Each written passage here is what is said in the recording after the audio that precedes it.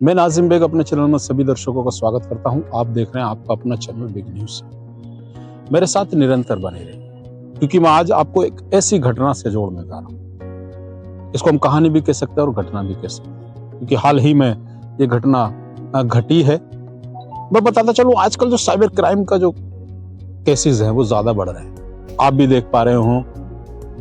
मैं आज आपको एक ऐसी घटना से जोड़ने जा रहा हूं।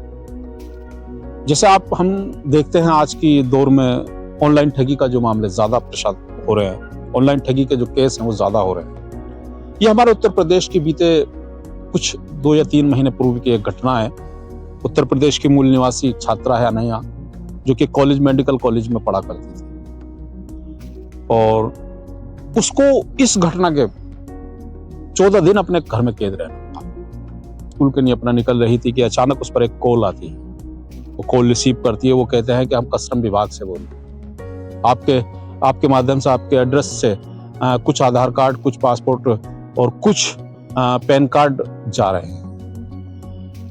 वो परेशान हो जाती है, वो घबरा जाती है कि ये कौन लोग हैं जो मुझसे व्यक्ति बात कर रहे हैं कि इस तरीके की मुझको कि कस्टम। वो जैसे ही अपने माता पिता की ओर बताने की ओर जाती है, उस पर फिर एक और कॉल आता है कि आप किसी को बताएंगे नहीं जब तक हम आपसे बात करें। वो उसके कदम वहीं रुक जाते हैं और वो फिर उसको बताते हैं कि आप पर एक FIR भी दर्ज हो चुकी है विभिन्न धाराओं में। तो परेशान हो जाती है, फोन कट हो जाता है। उसके बाद फिर दूसरा कॉल इसी संदर्भ में लग जाता है। वो वीडियो कॉल होती है।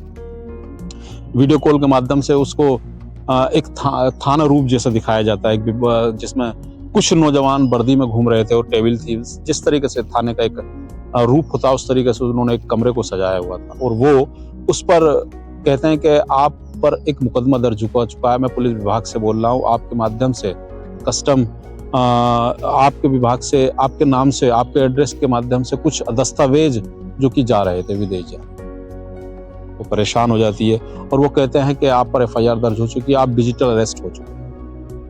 आप जब तक हमारी इन्वेस्टिगेशन चल रही है आप कहीं नहीं जाएंगे। दोस्तों, वो अचंभे में पड़ जाते हैं। वो अपने आप को कमरे में कैद कर लेते। उसको बताते हैं कि आप जब तक कोई भी मोबाइल, अपना फोन स्विच ऑफ नहीं करेंगे, आप हमें कैमरे के माध्यम से हम आपको देखते भी रहेंगे, जिससे कि आप अपने कमरे में ही रहें, कहीं नहीं जाएं। फिर डिमांड आती है कि आप पर जो है, हम इस चीज को, अगली जो कॉल आती है कि हम आपको इस केस को खत्म कर देंगे, आप हमें 15 लाख रुपए दे दीजिए। वो कहती है मुझ पर 15 लाख तो नहीं है, मैं कहाँ से 15 लाख आपको दे पाऊंगी, मैं तो खुद एक छात्रा हूँ, पढ़ रही हूँ।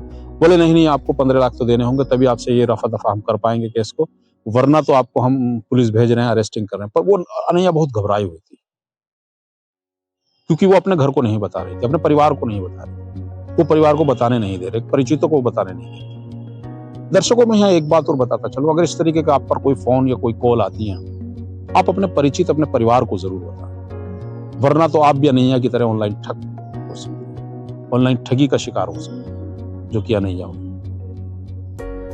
उसके बाद वो जब 15 लाख की डिमांड करते हैं, अनैया कहती है मेरे पास इतना पैसा नहीं है, तो उसको वो ये भी बताते हैं कि आपके बैंक अकाउंट में इतना पैसा है और आप जो फीस भरने वाले हैं, वो फीस का जो पैसा है वो हमको दे दीजिए, उसमें से कट करके दे दीजिए।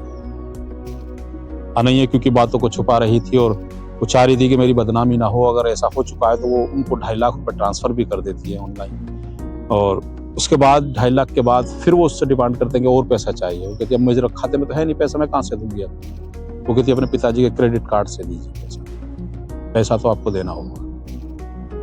अनैया बड़ी परेशान थी और लगभग इस बार उसको 10 दिन हो चुके थे इसी प्रक्रिया में, पैसे लेना देना, बात सारी चीजें ऑनलाइन वो देखते रहते थे क्या हो रहा। पुलिस स्टेशन के माध्यम से मुझे एक रूम उन्होंने सजा रखा था। अनैया फिर एक और कॉल आती है उस पर कि आपने पैसे का व्यवस्था नहीं करी हो, नहीं कहा, तो मना कर देती कि मुझ पर पैसा नहीं, मैं नहीं दे पाऊंगी, मैं क्या करूं, पैसा नहीं, आप चाहे तो पुलिस भेज दीजिए।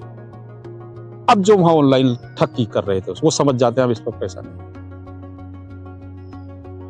तब जाके वो एक कॉल आती है उन पर, वो कहते हैं कि आप डिजिटल, हमने जो अरेस्ट कर रहा था आप उससे बरी हो चुके हैं और इन्वेस्टिगेशन चल रही है आपके खिलाफ। आप जो ऑनलाइन हमने आपको डिजिटल अरेस्ट किया था, हम उससे अब छोड़ रहे हैं, आप कहीं भी जा सकते हैं। वो बड़ा सुकून का सांस लेती है, घर से बाहर निकलती है, कमरे से बाहर निकलती है, इस घटना को अपने पिता, माँ बाप, परिवार को बताती है, जब तक बहुत दूर देर हो चुकी, क्योंकि वो उससे 2.5 लाख रुपए ले चुके।